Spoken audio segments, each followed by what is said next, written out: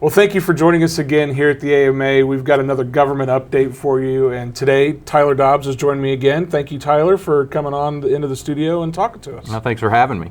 So a couple of weeks ago, you guys went to Washington and met with some folks, met with the FAA. Why don't you tell me a little bit about how that went? We did. Had a meeting just on some updates through the letter of agreement process. As I'm sure you remember, new legislation that was signed in October of last year requires that all fixed flying site locations are club sites in controlled airspace. They must now operate within a written agreement between the club and the local air traffic control facility. So we've been working on that. We've got some numbers during that meeting and just want to discuss a few issues that we had. So that was the point of it. We had about 300 fixed flying sites or AMA clubs that had submitted their letter of agreement process. And out of those, we had a few issues, maybe about a half dozen clubs that had altitudes that they weren't comfortable flying at and needed to negotiate a higher altitude. So that was really that meeting. How do we move forward on the clubs that, maybe they need 1,000 feet and the letter of agreement came back and the air traffic control recommended 400 feet for that site. So, again, as I mentioned, I think in our last video, this is a completely new process. AMA's never been through it before. The FAA hasn't been through it before. So we really didn't have a process on these issues. AMA's got a strong safety record, and we've got our data. We've got data from our insurance and things like that on the very, very low number of incidents that we've had, almost non-existent. And so when we see these heavily restricted areas, that was kind of our ask. What data does the FAA have to say, hey, we can't operate at this location? Maybe we have been for 20 years without incident. So we need to work on a process to work through these issues. And that's really what the meeting was about, among a few other things which we can touch on. But what's that process look like? And we got that conversation started. It's not going to be a quick process. We do want to make sure that everybody's interests are represented, both AMA and the air traffic control.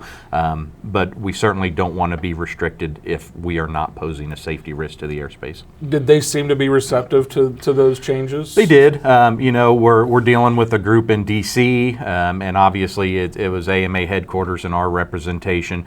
So we're not really the boots on the ground for that area. So we will be looking to our clubs, and I think the FAA in turn will be looking to the local air traffic control facility. They're the people who are operating in that particular part of airspace. So I think that they're really the ones that need to work on this negotiation. Obviously, both parties will be represented by the national headquarters levels. But again, I think it'll be a long process. I think it'll probably be some back and forth, but hopefully we can get to a mutual agreement. Well, certainly, I think, it seems to me that on all sides of this, all parties are really just trying to get their heads wrapped around what this new world looks like with, so many things going to be in the air now. We've kind of got something coming up that's going to help teach some of the FAA folks a little bit more about model aviation. Is that right? I think so. One of the issues that we've always said and we've had for some time is AMA can't be put into just one bucket. We have a number of disciplines from, a balsa glider that's powered by a rubber band that weighs grams to our LMA or large model aircraft program, 100-pound aircraft or larger. So there's a lot of variations in between there. Right. There's soaring and there's turbine jets and things like that. Maybe multi-rotors or drones, maybe 400 feet is a good threshold for them, but that certainly doesn't work for everybody in our community. So, when AMA leadership, when this bill was signed, I think it was actually the day before the bill was signed, AMA leadership sat down with FAA leadership, and almost every department in the organization was represented there. And at that time, they assured us this new legislation and new regulations weren't intended to shut down or stop what AMA has been doing for our 80-year history. And they assured us we could continue operating as we had until these things come into place. But I know the 400-foot issue has been an issue with a number of clubs. They do soaring, they do turbine jets, large model, as I mentioned. So being restricted to 400 feet, that would obviously create a safety issue on the ground that has never existed before, because they've been able to fly at those altitudes above that. So that was one of the other things we wanted to address in that meeting is, we've obviously been told, and assured that they're not looking to shut us down and we can continue to operate as we have. But what's that permanent waiver for 400 feet in Class G look like? The FAA told us they were close. They didn't share a lot of details on that. But I don't think we can do early discussions where it was maybe a letter of agreement process for each clubs in Class G, and I don't think that we will go down that path, just simply because I'm not sure the FAA or the AMA, frankly, has the resources on a 2,000 club letter of agreement process. The ones for the 300 in controlled airspace took months, and the numbers they gave us with the FAA is out of those 300, a week and a half ago, only 8 had been signed. The other almost 300 were still in the process or early stages, or maybe not even been contacted. So we do expect this letter of agreement process to be drug out for months. So when you multiply that by almost 10, then that's going to last forever. So I wouldn't, and again, I don't want to speak too early, but I wouldn't be surprised if there was a more blanket type exemption or something like that we see. Certainly when we get that in writing, we will share that with our members. But again, this process is going to take some time, so they just have to bear with us. Continue flying within our safety program. That's the thing to stress. We certainly don't want there to be any incidents, so continue flying safely as you guys have for decades. So what's next on the horizon for you guys? So you were just in DC a couple weeks ago. What's next on the list? Sure. So I guess I didn't answer your original question there. So in order to show this, the 400-foot issue and some of our disciplines, we invited the FAA to a demo at one of our flying sites, actually near the DC area. Now, this flying site is in the special flight rules area of DC, so they are limited on some of the operations they can do. That obviously around DC is a very sensitive location. They are restricted to 400 feet, and we certainly don't want them to break that. That being said, that's going to be an opportunity for us to share a lot of different disciplines. Even if we can't fly some of the airplane, the club plans to bring some large soaring aircraft out there, maybe some 5-meter wingspans, things like that. Because some within the FAA, when I was telling them some of the wingspans and some of the size of the aircraft, they were shocked. They kind of sat back and said, we had no idea you guys were flying stuff like that. So I think that will be an opportunity, even for the disciplines that maybe can't fly. They're going to get to see those aircraft. They're going to get a sense for, wow, this can't happen at 200 feet or 300 feet. They're going to need to go up a little bit higher than that. And we shared some of the more specifics on the details on. It's not like a lot of these are up there flying at 1,000 feet all the time. They're just breaking those thresholds when they do a maneuver and come back down. So most of the flying is in front of you.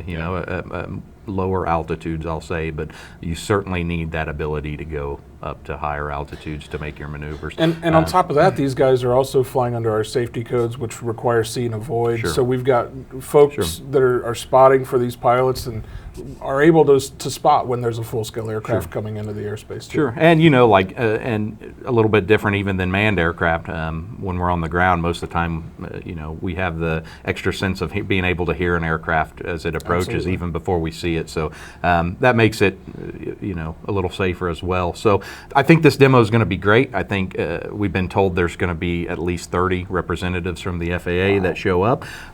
So it's going to be a chance to show really what our hobby's about to the group of FAA that's working on these issues, and frankly, many of them have never seen it in action. So I think that'll be a great opportunity. I'll be attending the event. Also, Hannah Geist from the Government Affairs Department will be attending. So I think it'll be great. I think that it will answer a lot of questions and hopefully clear up some things for the FAA. Well, and certainly to me, it kind of shows that the FAA is interested in working with us and learning more about what it is that our members do. And I think people should see that, in my opinion, as a positive step. Oh, sure. I mean, that's I get those emails all the time from members. The FAA needs to know what we're doing before they attempt to regulate us. So this is one opportunity. I certainly hope it's not the last, but we want to give them the experience and experience as many of our disciplines as possible, throw them on a buddy box and let them get some stick time. There you go. No better way to win over the hearts and minds of people than to give them stick time. That's so right. We'll certainly be doing that during the demo. And that takes place, I guess I should mention, that takes place actually next Tuesday, August 6th. So it's soon. Very cool.